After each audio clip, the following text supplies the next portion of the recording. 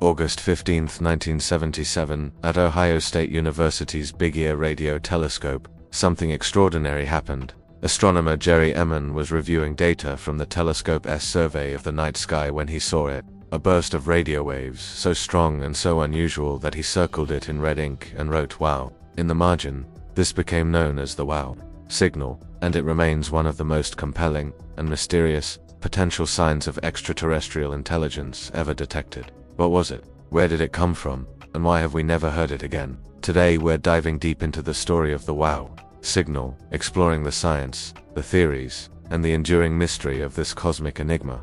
The Big Ear telescope was on a mission. It was part of SETI, the search for extraterrestrial intelligence. Its job was to listen, scanning the cosmos for radio signals that couldn't be explained by natural phenomena. It was looking for a needle in a cosmic haystack, a signal that stood out from the background noise of the universe.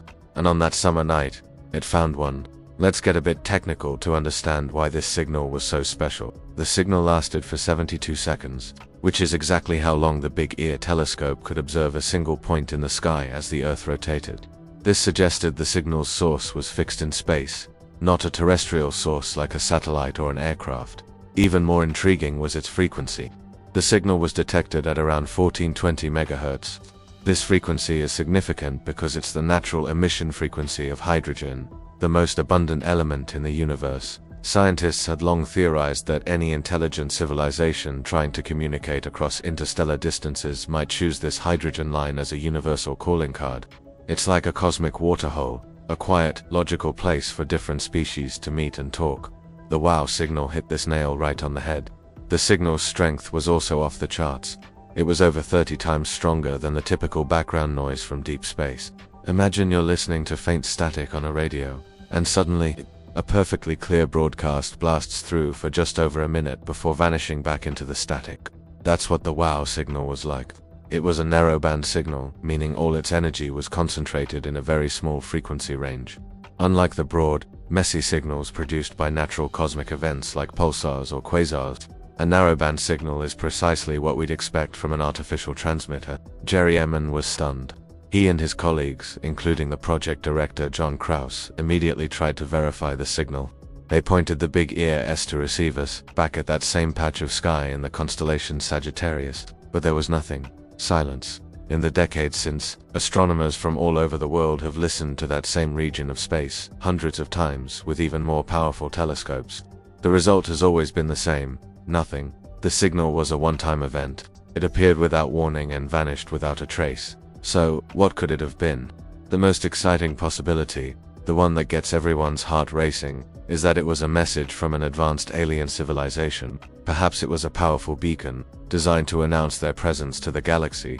Or maybe it was an accidental leak from their own communications, like a snippet of an alien TV show or a call between their spaceships that just happened to be pointed in our direction for 72 seconds. The characteristics of the signal, its duration, its frequency, its strength, its narrow bandwidth all fit the profile of an artificial, extraterrestrial signal almost perfectly.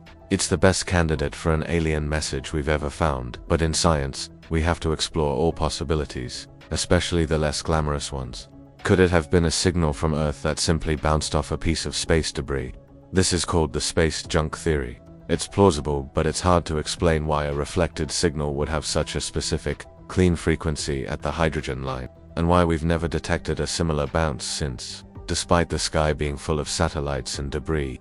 Another theory, proposed in 2017, suggested the signal could have been caused by a hydrogen cloud surrounding a comet. Two specific comets, 266P Christensen and 335P Gibbs, were in the general vicinity of the signal's origin at the time. The idea is that as the comets passed in front of the telescope, the hydrogen they released could have generated a radio signal. This explanation seemed promising at first, as it provided a natural source. However, it was quickly challenged by other scientists. They argued that comets don't emit strong radio signals at 1420 MHz. Also, if a comet were the cause, we should have detected a similar signal when the comets made their return trips, but we didn't. Jerry Eman himself, the man who discovered the signal, strongly refuted the comet theory, stating it just didn't fit the data. What about a more exotic natural phenomenon? Could it have been something we don't yet understand, like an unusual form of interstellar scintillation, a twinkling of a distant radio source or a one-off astrophysical event. It's possible the universe is full of strange and wonderful things we are only just beginning to discover. But again, the signal's specific characteristics make it a very, very unusual natural event. It looks manufactured. This brings us back to the most tantalizing explanation, an alien civilization. Let's imagine for a moment that the signal came from the direction of the constellation Sagittarius toward the galactic center. This region is densely packed with stars, increasing the statistical probability of life. If a civilization sent that signal, why did they only send it once? Or why did we only hear it once? Perhaps their transmitter was on a rotating planet, and the beam only swept past Earth for a brief moment. Or maybe it was a targeted signal sent to another star system, and we just happened to eavesdrop as it passed by. It could have been a powerful but short-lived burst from a probe traveling through space. It's also possible that we simply weren't listening at the right time when they tried to send it again. The sky is vast, and our listening efforts, even today, cover only a tiny fraction of it at any given moment. One of the most profound implications of the WOW signal is what it tells us about the search for life itself. It showed that our methods, our fundamental assumptions about how to listen for aliens, might be correct. The idea of using the hydrogen line as a cosmic meeting point isn't just a human idea, it might be a universal one. The signal validated the entire SETI project in a powerful way, even though it was never repeated.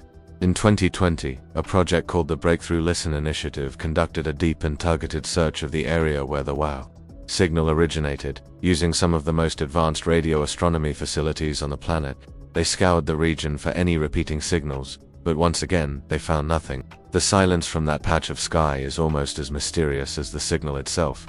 In recent years, an amateur astronomer named Alberto Caballero has tried to pinpoint potential source stars. By analyzing star catalogs, he identified a Sun-like star, designated to MASS 1928-198226-40123, located in the right direction and at the right distance, as a plausible candidate for a home system of the signal senders. This is of course highly speculative, but it gives future search efforts a specific target to focus on. It turns an impossibly large haystack into a slightly more manageable one. So, after more than 45 years, the WOW signal remains an unsolved mystery. It's a single anomalous data point that defies easy explanation. It's a cosmic cliffhanger. It could be the most important message humanity has ever received, a fleeting whisper from across the void that we weren't quite ready to hear or understand. Or, it could be a fluke, a glitch in the data, or a rare natural event that we just haven't figured out yet. The truth is, we may never know for sure what caused it, but the search continues. The WOW signal fuels our curiosity and reminds us that we live in a vast, incredible universe that is likely full of surprises. It encourages us to keep listening, to keep looking up, and to keep asking the big questions. What do you think it was? A cosmic coincidence? Or our first hello from an alien neighbor? Let me know your theories in the comments below. Thanks for joining me on this journey into one of astronomy's greatest mysteries. If you enjoyed this video, please give it a thumbs up and subscribe for more deep dives into the wonders of science and space. Until next time, keep looking up.